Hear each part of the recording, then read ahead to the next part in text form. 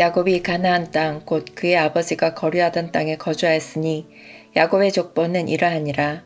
요셉이 17세의 소년으로서 그의 형들과 함께 양을 칠 때에 그의 아버지의 아내들 비라와 실바의 아들들과 더불어 함께 있었더니 그가 그들의 잘못을 아버지에게 말하더라. 요셉은 노년에 얻은 아들이므로 이스라엘이 여러 아들들보다 그를 더 사랑하므로 그를 위하여 채색 옷을 지었더니 그의 형들이 아버지가 형들보다 그를 더 사랑함을 보고 그를 미워하여 그에게 편안하게 말할 수 없었더라. 요셉이 꿈을 꾸고 자기 형들에게 말하매 그들이 그를 더욱 미워하였더라. 요셉이 그들에게 이르되 청하건대 내가 꾼 꿈을 들으시오. 우리가 밭에서 곡식단을 묶더니 내 단은 일어서고 당신들의 단은 내 단을 둘러서서 절하더이다. 그의 형들이 그에게 이르되 내가 참으로 우리의 왕이 되겠느냐? 참으로 우리를 다스리게 되겠느냐? 하고 그의 꿈과 그의 말로 말미암아 그를 더욱 미워하더니 요셉이 다시 꿈을 꾸고 그의 형들에게 말하여 이르되 내가 또 꿈을 꾼즉 해와 달과 11별이 내게 절하더이다 하니라. 그가 그의 꿈을 아버지와 형들에게 말하매 아버지가 그를 꾸짖고 그에게 이르되 내가 꾼 꿈이 무엇이냐? 나와 내 어머니와 내 형들이 참으로 가서 땅에 엎드려 내게 절하겠느냐? 그의 형들은 시기하되 그의 아버지는 그 말을 간직해 두었더라. 그의 형들이 세겜에 가서 아버지의 양떼를 칠 때에 이스라엘이 요셉에게 이르되 내 형들이 세겜에서 양을 치지 아니하느냐? 너를 그들에게로 보내리라. 요셉이 아버지에게 대답하되 내가 그리하겠나이다. 이스라엘이 그에게 이르되 가서 내 형들과 양떼가 다 잘 있는지를 보고 돌아와 내게 말하라 하고 그를 헤브론 골짜기에서 보내니 그가 세겜으로 가니라. 어떤 사람이 그를 만난즉 그가 들에서 방황하는지라. 그 사람이 그에게 물어 이르되 내가 무엇을 찾느냐? 그가 이르되 내가 내 형들을 찾으오니 청하건대 그들이 양치는 곳을 내게 가르쳐 주소서. 그 사람이 이르되 그들이 여기서 떠났느니라. 내가 그들의 말을 들은즉 도단으로 가자 하더라 하니라. 요셉이 그의 형들의 뒤를 따라가서 도단에서 그들을 만나니라.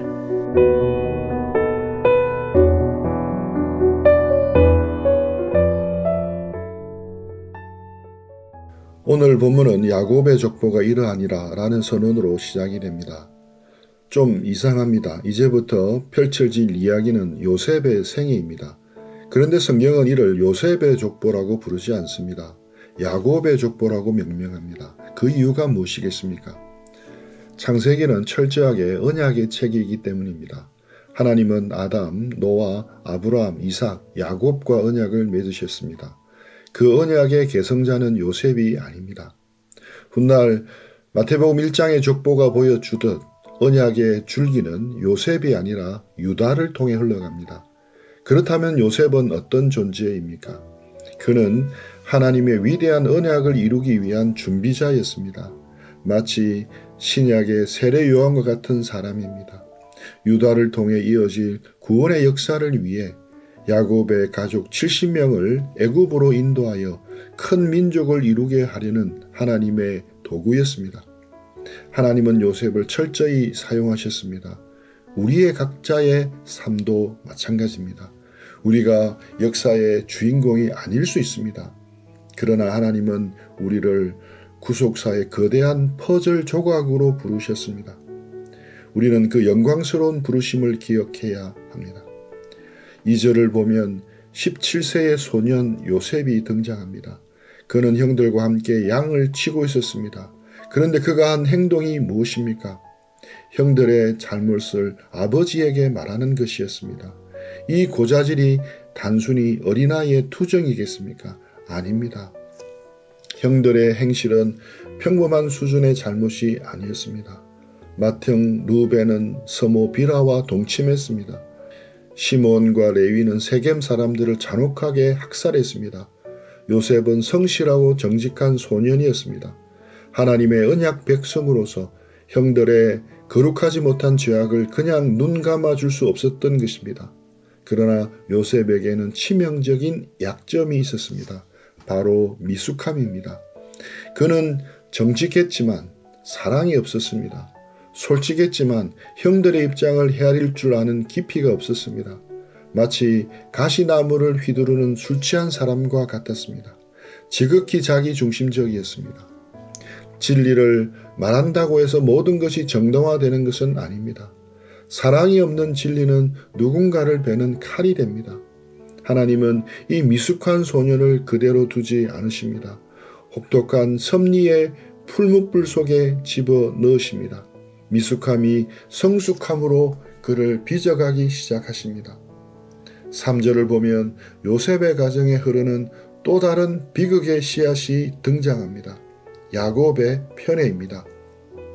요셉은 노년에 얻은 아들이므로 이스라엘이 여러 아들들보다 그를 더 사랑하므로 그를 위하여 채색옷을 지었더니 야곱에게 요셉은 특별했습니다. 그가 가장 사랑했던 아내 라헬이 남긴 첫 아들입니다. 다른 형제들에 비해 행실도 반듯했습니다. 야곱은 자신의 마음을 숨기지 않았습니다. 요셉에게만 특별한 채색옷을 입었습니다. 이 옷은 소매가 길고 발목까지 덮이는 귀족의 옷이었습니다. 형들은 밖에서 땀 흘리며 험한 일을 하는데 요셉은 왕자처럼 대우받았습니다. 야곱의 이 치명적인 실수를 보십시오. 그는 과거 자신의 아버지 이삭이 에서를 편애했던 그 아픔을 누구보다도 잘 알던 사람입니다. 그러나 그 상처를 자신의 가정에 그대로 물려주고 있습니다. 죄의 대물림입니다. 하나님을 깊이 경험한 야곱조차도 이렇게 미숙한 인격을 가졌습니다. 결과는 참담했습니다. 4절은 형들의 반응을 아주 차갑게 기록합니다. 그의 형들이 아버지가 형들보다 그를 더 사랑함을 보고 그를 미워하여 그에게 편안하게 말할 수 없었더라. 여기서 편안하게라는 단어는 히브리어로 샬롬입니다. 형들은 요셉에게 샬롬이라고 인사조차 건넬 수가 없었습니다. 언약의 가정 안에 샬롬이 깨어졌습니다. 평화가 사라졌습니다. 아버지를 향한 서운함은 동생을 향한 정오로 변했습니다. 요셉의 거룩한 채색옷은 오히려 가정의 분열을 상징하고 있는 깃발이 되고 말았습니다. 이토록 깨어지고 병든 가정에 하나님이 찾아오십니다. 요셉이 꿈을 꿉니다. 5절 우리가 밭에서 곡식 단을 묶더니 내 단은 일어서고 당신들의 단은 내 단을 둘러서서 절하더이다. 얼마 후 그는 두 번째 꿈을 꿉니다. 해와 달과 11별이 내게 절하더이다. 이 꿈은 요셉의 헛된 야망이 아니었습니다. 하나님이 주신 계시였습니다. 장차 요셉을 통해 이스라엘을 기근에서 구원하시겠다는 하나님의 원대한 구원 계획이었습니다. 꿈이 두 번 겹쳐 보이는 것은 하나님이 이 일을 확정하셨다는 뜻입니다. 그러나 하나님의 놀라운 계시가 임했음에도 현실은 더 악화됩니다. 요셉은 이 꿈의 진정한 의미를 깨닫지 못했습니다. 십자가를 통과하지 않은 계시는 교만이 됩니다. 요셉은 형들 앞에서 눈치 없이 자신의 꿈을 자랑합니다. 그는 자신이 훗날 애굽의 총리가 되어 형들을 구원할 것이라는 섭리의 무게를 전혀 알지 못했습니다. 그저 형들이 자기에게 절한다는 사실에 우쭐했을지도 모릅니다. 형들의 반응은 격렬했습니다. 8절 그의 꿈과 그의 말로 말미암아 그를 더욱 미워하더니 11절 그의 형들은 시기하되 미움이 시기로 시기가 사리로 자라나고 있었습니다. 야곱조차도 요셉을 꾸짖었습니다. 이 가정은 지금 폭발 직전의 화라산과 같습니다. 아버지는 편애하고 아들은 교만하며 형제들은 정오에 사로잡혀 있습니다. 도무지 소망이 보이지 않습니다. 하지만 여기에는 은혜의 역설이 있습니다. 하나님은 완전한 사람, 완벽한 가정을 통해 일하지 않으십니다. 이토록 깨어지고 상처 입은 사람들을 통해 당신의 뜻을 묵묵히 이루어 가십니다. 형들의 시기심과 악독함, 야곱의 편애, 요셉의 어리석음까지도 하나님은 사용하십니다. 이 모든 인간의 죄악조차도 하나님의 거대한 섭리에 수레바퀴를 굴리는 도구가 됩니다. 그들은 동생을 팔아 넘기려 했지만 하나님은 그 악을 선으로 바꾸사 생명을 구원하는 길을 열고 계셨습니다. 우리는 이 위대한 하나님의 주권을 바라보아야 합니다. 현실이 아무리 암담해 보여도 낙심하지 마십시오. 하나님이 우리를 붙들고 계십니다. 미숙한 요셉을 빚어 구원의 통로로 삼으신 그 하나님이 오늘 우리의 찢어진 삶의 자리에서도 일하고 계십니다. 12절 그의 형들이 세겜에 가서 아버지의 양떼를 칠 때, 여기서 우리는 세겜이라는 지명에 주목해야 합니다. 세겜은 야곱의 가족에게 결코 편안한 장소가 아닙니다. 그곳은 딸 디나가 욕보임을 당한 곳입니다. 시므온과 레위가 칼로 주민들을 몰살했던 잔혹한 기억이 서린 땅입니다. 야곱은 그곳을 생각할 때마다 가슴이 철렁했을 것입니다. 그런데 형들은 그 위험한 곳으로 양을 치러 갔습니다. 야곱의 근심이 깊어집니다. 그래서 야곱은 가장 아끼는 아들 요셉을 부릅니다. 내 형들이 세겜에서 양을 치지 아니하느냐? 너를 그들에게 보내리라. 요셉은 헤브론 골짜기를 떠나 세겜으로 향합니다.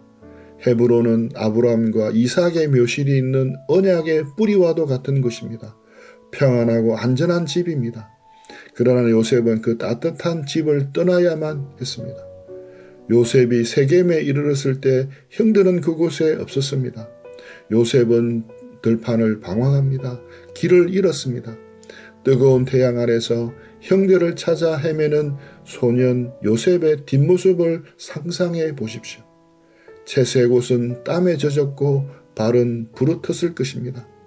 그때 성경은 아주 신비로운 한 사람을 등장시킵니다. 15절 어떤 사람이 그를 만난즉 그가 들에서 방황하는지라. 성경은 이 사람의 이름을 밝히지 않습니다. 그저 어떤 사람이라고만 부릅니다. 이 이름 없는 사람은 요셉에게 묻습니다. 내가 무엇을 찾느냐? 요셉이 대답합니다. 내가 내 형들을 찾아오니 청하건대 그들이 양치는 곳을 내게 가르쳐 주소서.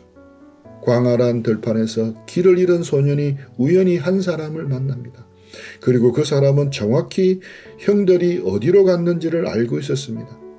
그들이 여기서 떠났느니라. 내가 그들의 말을 들으니 도단으로 가자 하더라. 이것은 단순한 우연이 아니라 하나님의 보이지 않는 손, 즉 섭리입니다. 만약 요셉이 이 사람을 만나지 못했더라면 어떻게 되었겠습니까? 그는 형들을 찾지 못하고 집으로 돌아갔을 것입니다.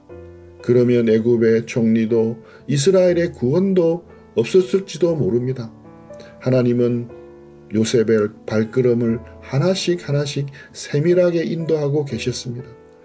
우리가 인생의 들판에서 방황할 때, 어디로 가야 할지 모르겠다고 탄식할 때 하나님은 이미 어떤 사람을 준비해 두십니다. 내가 생각지 못한 방법으로 길을 여십니다. 하나님의 섭리에는 우연이 없습니다.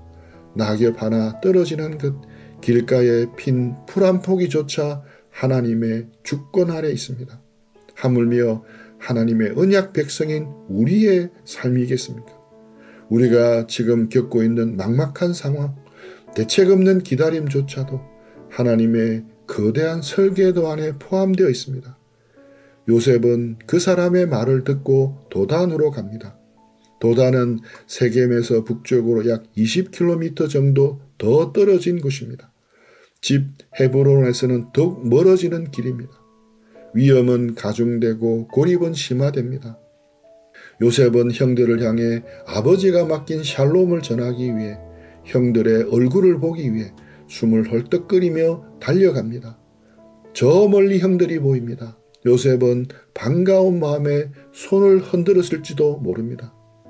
그러나 형들의 눈에 비친 요셉은 동생이 아니었습니다. 그들의 눈에는 정오의 대상인 꿈꾸는 자가 오고 있었습니다. 18절 요셉이 그들에게 가까이 오기 전에 그들이 요셉을 멀리서 보고 죽이기를 꾀하여. 요셉은 사랑을 확인하러 갔으나 그를 기다리고 있는 것은 서슬퍼른 칼날이었습니다. 우리는 여기서 인간의 죄악이 얼마나 집요하고 잔인한지를 봅니다. 같은 피를 나눈 형제들입니다. 언약의 자손들입니다. 그러나 시기와 미움에 사로잡히자 그들은 짐승보다 못한 존재가 되었습니다. 요셉의 채색옷은 그들의 눈을 멀게 했고 요셉의 꿈은 그들의 심장을 뒤틀어 놓았습니다. 이것이 타락한 인간의 본성입니다. 우리 안에도 이 형들의 모습이 숨어 있습니다. 남이 잘됨을 시기하고 나보다 앞서가는 자를 끌어내리고 싶어하는 것은 우리의 본능입니다.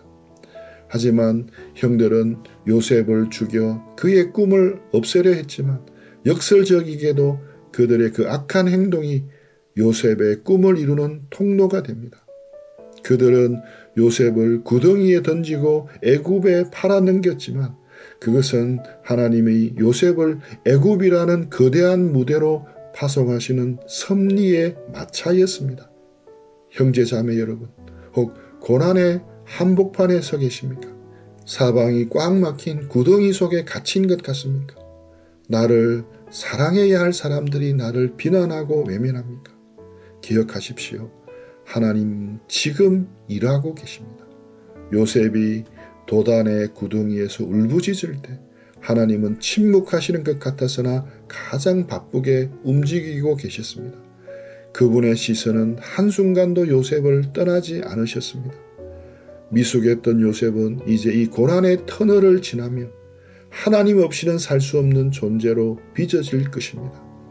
채색옷이 찢겨나갈 때 비로소 그는 하나님의 은혜라는 진정한 옷을 입게 될 것입니다. 우리도 마찬가지입니다.